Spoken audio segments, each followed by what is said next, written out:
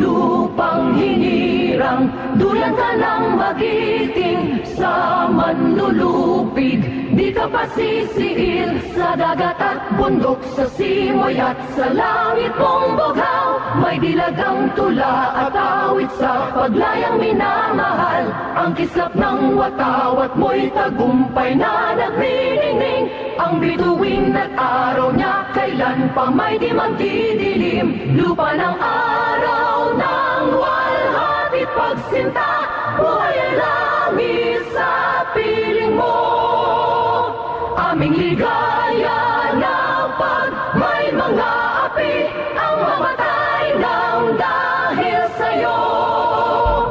Muling sumasaimpapawid ang Presidential Broadcast Service, Radyo Pilipinas, Radyo Publiko 738. Ang aming studio ay nasa 4th floor ng Media Center Building, Visayas Avenue, Quezon City. Ang aming 50 kilowatt transmitter ay matatagpuan sa Marulas, Valenzuela City. Ang Radyo Pilipinas, Radyo Publiko ay pinangangasiwaan ng mga electronics and communication engineers at technicians.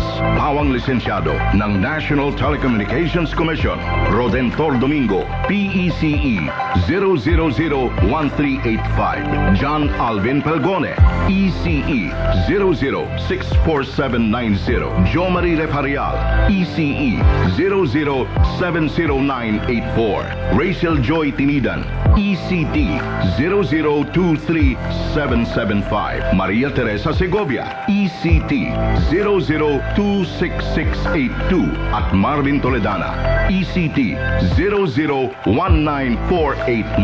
Radyo Pilipinas, Radyo Publiko 738 kHz is now signing on.